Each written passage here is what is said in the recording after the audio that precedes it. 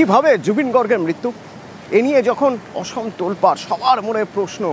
Singapore police জানিয়ে দিল মৃত্যুতে কোনো অস্বাভাবিকতা তারা পাচ্ছেন না। তাদের যে রিপোর্ট, সেই রিপোর্ট বলছে জুবিন গর্গের মৃত্যুতে কোনো অস্বাভাবিকতা নেই, জলে ডুবে মৃত্যু হয়েছে জানাচ্ছে সিঙ্গাপুর পুলিশ।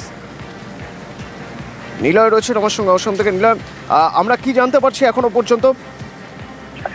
অতনু, এই মুহূর্তে যে রিট পিটিশন আমাদের হাতে এসছে এক্সক্লুসিভলি, সেই রিট পিটিশন ফাইল করেছেন Shyamkanu Mahanta. Shyamkanu Mahanta North East Festival সিঙ্গাপুরের অর্গানাইজার, আর এই জুবিনের মৃত্যুর কেসে জড়িত বা অভিযুক্ত।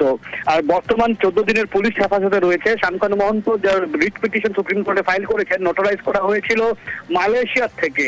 আর সেই রিট পিটিশনে শামকানু মহন্ত আবেদন করেছেন সুপ্রিম কোর্টকে যে তিনার কেস গুয়াহাটি থেকে বা আমাদের এখানে সিআইডি থেকে সিবিআই বা এনআই হস্তান্তর করা হয়, আর না হলে সুপ্রিম কোর্টের এক রিটায়ার্ড জাস্টিসের দ্বারা সে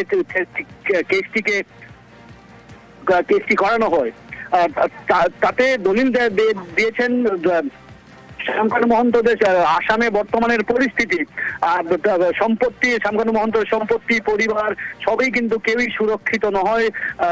আর তার সাথে রিট পিটিশনে এটাও আবেদন করা হয়েছে যে এখানকার যা মিডিয়া, এখানকার গভর্নমেন্ট অফিসিয়ালস আকার ইঙ্গিতে মুখ্যমন্ত্রীর টুইটও অ্যাটাচ করে বলেছেন যে এখানের যা মিডিয়া বা যা অ্যাডমিনিস্ট্রেশন সেও কিন্তু শামকানুর বিপক্ষে দাঁড়ানো। তো এমন একটি পরিস্থিতিতে এই পুরো কেসটাকেই আসামের থেকে বাইরে সিবিআই না হলে এনআইএ তদন্ত তিনি আবেদন করেছেন রিট পিটিশনের সম্ভবত যদি 14 তারিখে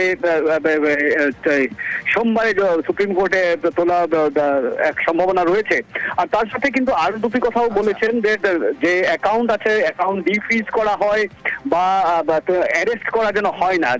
ওইটা ইনফ্রাস্ট্রাকচার যেহেতু অলরেডি অ্যারেস্ট বা এখন অ্যারেস্ট হয়েছে, তো সেটা ইনফ্রাস্ট্রাকচার। কিন্তু বাকি কয়েকটা পয়েন্ট দেওয়া হয়েছে, সাথে কয়েকটা সুশান্ত সিং ভার্সেস রিয়া চক্রবর্তীর কেসের উদাহরণ দেওয়া হয়েছে এই রিট পিটিশনে।